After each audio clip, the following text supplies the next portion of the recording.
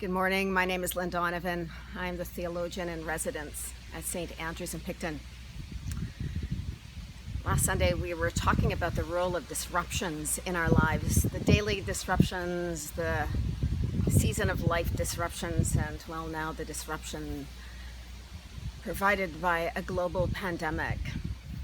And I think that one of the roles that disruptions play in our lives, the small ones and the big ones, is to challenge us to think again about who we are.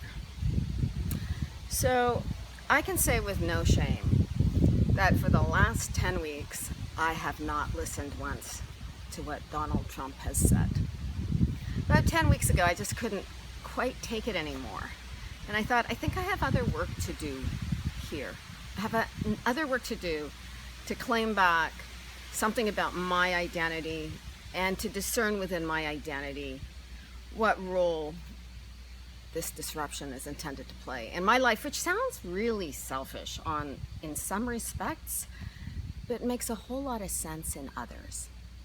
So one of the things I pursued this summer was yoga teacher training and was exposed to the spiritual tradition of yoga as well as the spiritual tradition of Hinduism. And I think sometimes we can understand our own tradition a little bit more clearly when we come through the door of another tradition. So this morning I'm going to say something about identity from the Hindu mystical tradition, which very much mirrors the purpose of identity within the Christian mystical tradition. But let's just go in through that other door.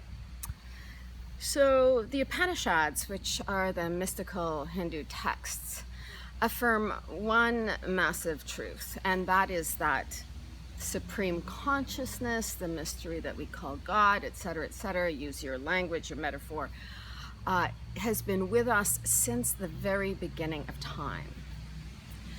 And there is a way of understanding our own soul within that tradition, and that piece of our soul is called Atman. So we have Brahman, which is big, macro, and we have this little flame the size of a thumb that burns inside of our own hearts. And the point is that Atman, this small flame, is simply a part of Brahman, this large cosmic consciousness.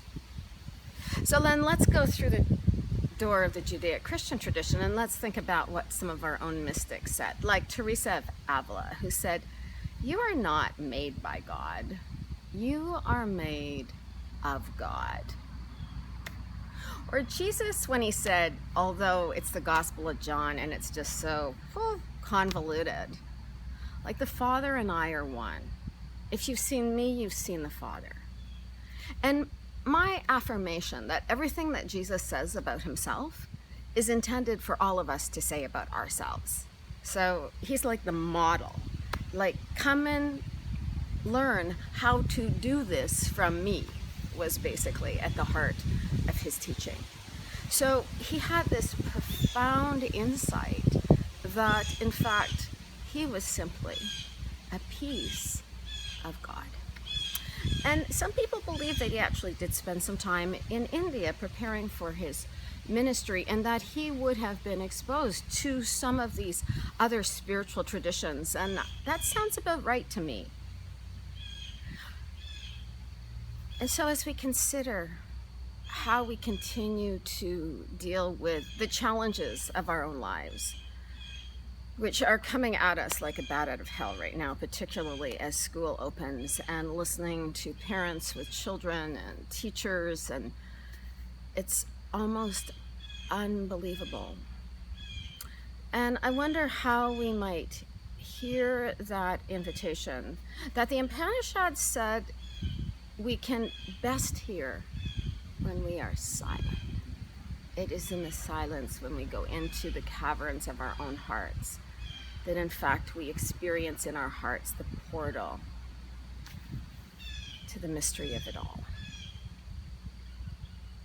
And so how do we embrace those practices that remind us that we are part of a larger story and a larger unfolding. And like Richard Rohr said in one of his emails this week, we all get caught up in our little itty bitty stories. So there's the me story, the our story, and the story. Think about all the little me stories that we get trapped in.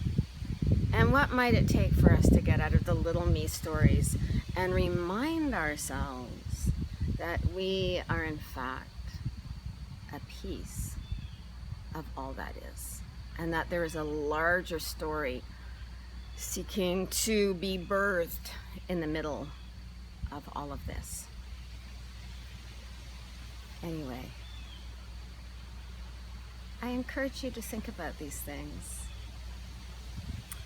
and to consider what the portals are for you to arrive at that place when you know yourself to be deeply held, loved, embraced, supported, encouraged by the mystery that we call God, and how to look with honesty at your own life about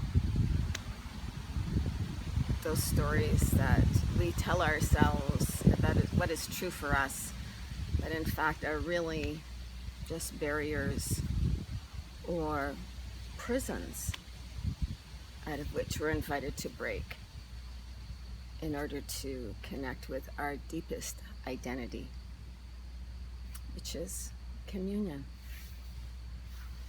And it's not hard to believe that when you're sitting under a couple of glorious maple trees. I wish you good Sabbath, friends.